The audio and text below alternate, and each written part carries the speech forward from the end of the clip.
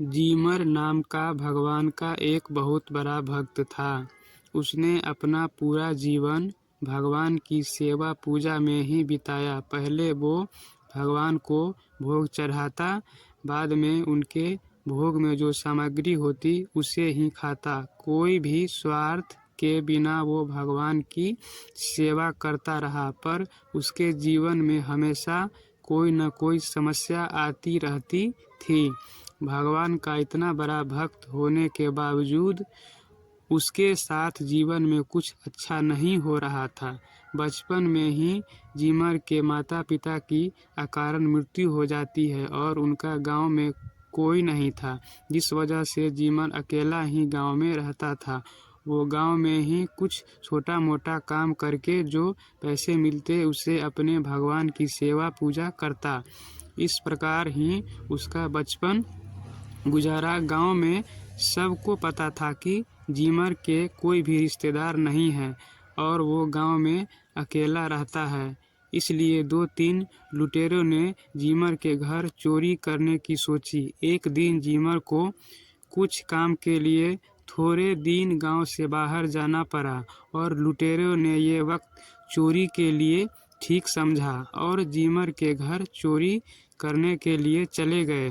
चोरों ने जीमर के घर में पैसे की एक कोरी भी नहीं मिली। जहां देखे वहां बस भगवान के सेवा पूजा के सामान ही दिखाई दे रहे थे।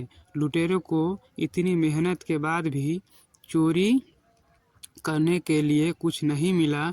इस बात से वो बहुत क्रोध में आ गए और उन्होंने जीमर का पूरा घर जलाकर राख कर दिया और वहां से भाग गए। दूसरे दिन जब जीमर गांव में आके अपने घर को देखता है तो उसे बहुत दुख होता है। दुख उसे इस बात का नहीं था कि उसका घर जल गया, दुख उसे इस बात का था कि भगवान की सारी सामग्री जल गई और अब वे उनकी सेवा पूजा कैसे करेगा। यही बात सोचते सोचते वो सो गया। भगवान जीमर की भक्ति और करुणा से बहुत खुश हो गए और वो स्वयं रात को जीमर के पास पैर के नीचे ही सो गए। दूसरे दिन जब जीमर ने अपनी आँख खोली तो देखा कि साक्षात भगवान उसके पास बैठे थे। जीमर भगवान के पैर पे गिर गया और कहा, मेरा जीवन धन्य हो गया प्रभु।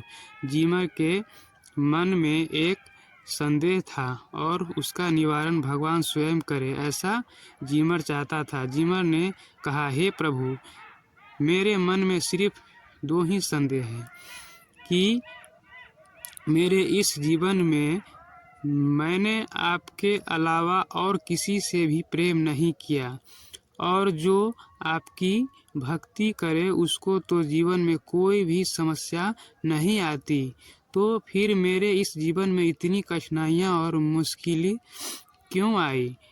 तब भगवान ने कहा है, मित्र, जो विशेष होते हैं उनकी परीक्षा भी विशेष ही होती है। तुम मेरे सबसे प्रिय और विशेष भक्त हो, इसलिए मैं हमेशा तुम्हारी कठोर से कठोर परीक्षा लेता रहा, पर तुमने ना मेरे अस्तित्व पर प्रश्न उठाया और ना ही मेरी भक्ति का मार्ग छोड़ा। तुमने मेरी हर परीक्षा में उत्तम प्रदर्शन किया है। मित्र, आज देवता भी तुम्हारी भक्ति के सामने हार गए हैं, इसलिए अब मैं स्वयं तुम्हें अपने साथ ले जाने आया हूँ। वहाँ तुम्हें कोई भी कष्ट नहीं होगा। वहाँ तुम एक मित्र के जैसे जब भी चाहो तब तुम मुझसे मिलने आ सकते हो। इस कहानी से हमें ये सीख मिलती है कि जीवन में हमें कितनी भी समस्या क्यों न आ जाए, पर हमें कभी भी भगवान के अस्तित्व पर प्रश्न नहीं उठाना चाहिए। जिस प्रकार रात के बाद सुबह होती है, उसी प्रकार दुख के बाद ही जीवन में सुख का प्रकाश होता है। इसलिए जो भी हो रहा है उसे भगवान की इच्छा समझकर खुशी दुख को भी सुख के खुशी जैसे ही को भी सुख के जीना चाहिए।